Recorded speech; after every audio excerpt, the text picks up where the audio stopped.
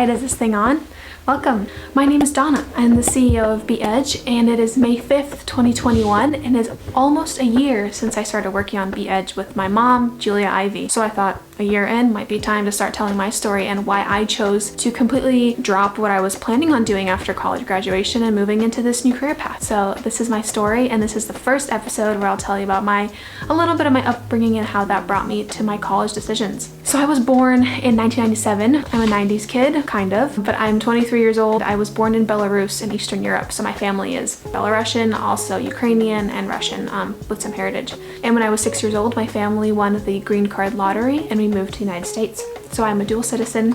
That's a big part of who I am, is that I'm a dual citizen. And we moved to the United States. We moved to sweet old Connecticut, United States. Spent a year in Connecticut where I learned how to speak English, how to live in America, what American foods are. I remember to this day that I was so terrified of sloppy joes, how things work in America, you know, being a kid here. And then a year later, we packed up all of our stuff and Julia got a new job in Alaska. And we moved to Juneau, Alaska as a family. And that's where I grew up. So I grew up in Juneau, Alaska, you know, doing everything that normal Alaskan kids do, but also doing some things that normal Alaskan kids don't do. And one of those things were travel. And one of those things were trying, you know, new experiences and being in new places and growing up, going to Europe every summer to see family. So I started in Alaska when I was 8 years old. So when we moved, started in Montessori school. I started on the swim team and I started on the synchronized swimming team and also, you know, skiing every weekend. There were a few things that my mom said I had to learn growing up, and that was skiing and swimming, where my next chapter starts. And so I started in Alaska, and that was my childhood. During the school year, we would be in Alaska, and then every summer my mom and I would fly off to Eastern Europe to go see family, Ukraine and Belarus, and maybe a vacation in there. And that's how I grew up. In middle school, I was always the smart kid. I was in the EL math class, extended learning math class. I was, you know, always doing this, doing that, always in the honors classes, and I was always labeled the smart kid. I was also still sticking with swimming, and I was getting really good at synchronized swimming. I was qualifying for these kind of competitions that a lot of people in Alaska weren't qualifying for. We were going to, you know, regionals and nationals and west zones and all of these competitions. And for a second there, well, not for a second, for a little bit longer, that was a discussion that I had growing up with my mom was, well, do we move and make my life synchronized swimming? And then I had to drop synchronized swimming. There, you know, the team fell apart, and then so I stuck to swimming. I wasn't that good at swimming. I mean, I can swim. I'm fine. I get the job done, but I wouldn't say I'm like an amazing swimmer. But that was a big part of who I am. I was always a swimmer growing up. Also, I was a traveler in 8th grade. I remember my mom was defending her PhD in England, and she calls me and she says, Donna, I found you a school.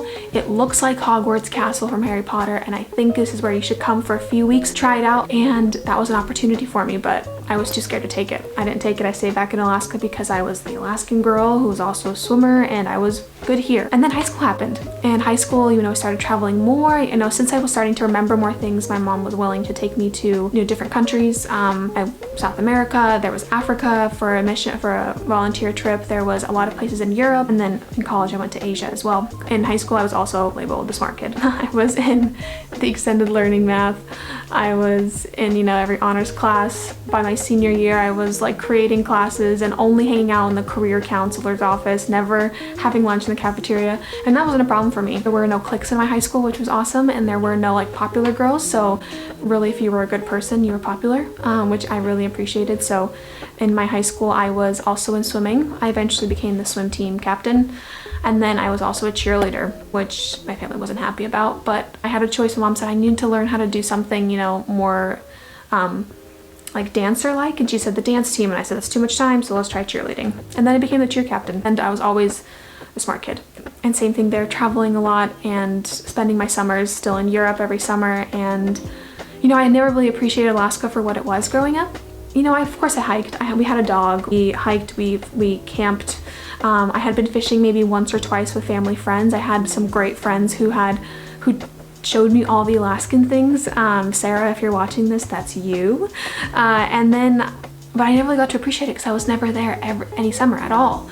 So I was still, you know, this European girl, and then growing up I was a swimmer girl, and I was a smart girl. And then senior year of college, you start applying to colleges. And at this point, Julia Ivy, my mom, was working at Northeastern University in Boston, Massachusetts. That's a top 40 school. That's a school that normal Alaskan kids don't go to because they just don't know about it. I'm sure if they knew about it, they would love to come, but we just don't know about it. We know about all of the West Coast schools, and maybe you would branch out to Colorado, or maybe, you know, if you're really crazy, you'll think about things in New York because it's the big city, but people don't really, you know, at that time, for me, I was one of the only kids ever going to the East Coast. I applied to Northeastern University. I applied to UMass Amherst, University of Massachusetts, because I got in-state tuition, but I was still worried. I was like, is this my identity? Is this who I am? Am I now going to be an East Coast girl? How do I stay an Alaskan girl? All of my friends are going to school in Washington and Oregon and California, and I'm just going to be completely over there by myself. And that was my senior year, and I was struggling with that a little bit. I think I was acting out quite a bit more than I needed to with my mom, you know, considering that she was getting me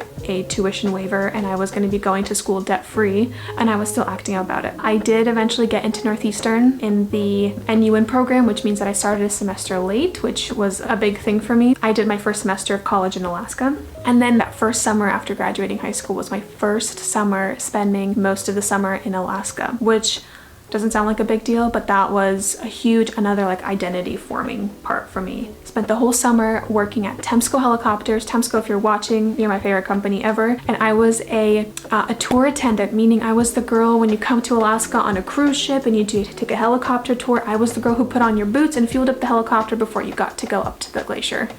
And my company operated glacier tours and also dog sledding tours. And then over time, you know, I picked it up really quickly, and then I became to be a glacier guide, and I was on the glacier giving these tours, and I had never appreciated Alaska more. I was like, that's it. I am an Alaskan girl for life. No one tell me anything else. That's what I am. Sure, I am European. Sure, I'm also a swimmer. Sure, I travel a lot, but like, I am Alaskan. Nothing else to say about it. And that was my last summer before going to college. It was just Alaska, Alaska, Alaska. And that was all I wanted to be and all I wanted to do. And that is where my next chapter starts, in moving into college and moving into who I figured out who I am as a professional, and then eventually moving on to how I bridge those two together. So stay tuned for the next chapter, and how I took my college experience, changed it a few times around, and then made it what it is today. So thank you so much for being here, and stay tuned.